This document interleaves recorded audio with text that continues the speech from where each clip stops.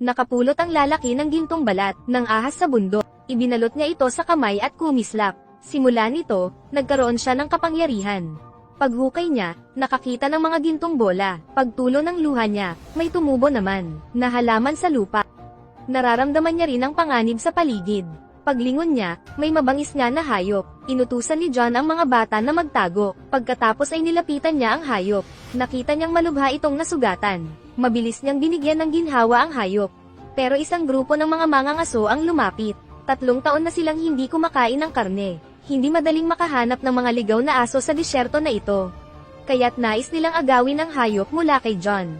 Hindi nila alam na si John ay may kakaibang kakayahan at natalo ang lahat.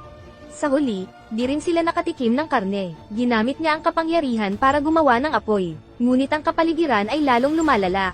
Halos walang mga halaman ang makikita sa paligid. Nagpasya siyang magstay dito kasama ang pamilya at bubuhayin niya ang lupa. Ginamit ang kapangyarihan at naglagay ng agusan ng tubig. Sa mga dinaanan ng tubig, tumubo ang mga puno. Sa loob lamang ng ilang minuto, lumikha siya ng kagubatan. Mayroon ding daan-daang mga halimaw na bato na tumutulong sa gawain. Nagtayo sila ng isang malaking bahay na gawa sa kahoy sa gitna. Lahat ng uri ng hayop sa kagubatan ay pumupunta upang manirahan. Di nagtagal, ang kanyang tahanan ay umakit ng libu-libong hayop. Ngunit ang pamilya ay hindi kumakain ng karne. Kaya kahit anong hayop ay pwedeng manirahan dito. Ang mga python ay umakyat sa bahay nang walang anumang pag-aalinlangan.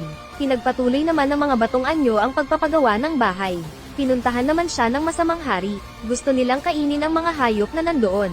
Ginamit ni John ang higanteng mga bato upang pansamantalang itaboy ang grupo. Ngunit di naman titigil ang hari. Nagsimulang pumwesto ang mga sundalo sa paligid. Di nagtagal, daang-daang hayop ang dumating. Leon man o tigre, pumupunta lahat sa bahay. Sinamantala naman ito ng mga sundalo. Ginamit ang mga karne para mas maging malakas ang puwersa. Sa isang umuulan na gabi, pinangunahan ng hari ang mga sundalo na salakayin ang bahay. Gumamit sila ng mga tanikala upang mahuli ang higanteng bato. Dahil may taglay na lakas, nagsimula na ang laban. Natagpuan din ng hari ang kahinaan ng mga higanti. Mapapatamba ito pag sinaksak sa puso. Agad namang ginulpi ang mga higanteng bato ng matamba. Sinaksak ng todo ang espada. Hindi alam na isang bomba pala ang laman ng puso. Isang nakakasilaw na ilaw ang lumantad. Muling umatake ang mga higanteng bato. Ngunit napakarami ng mga sundalo. Ginamit nila ang human wave tactic at nagpatuloy. Sa huli, napatumba rin ang pinakahuling higanteng bato. Nagpalabas ng shockwave ang puso niya. Ngunit hindi pa rin napigilan ang pag-atake ng hari. Libu-libong sundalo ang sumugod sa mga hayop. Sa kritikal na sandali, ginamit ni John ang kapangyarihan upang umagos ang tubig. Malalakas na pressure ng tubig ang nagsilabasan.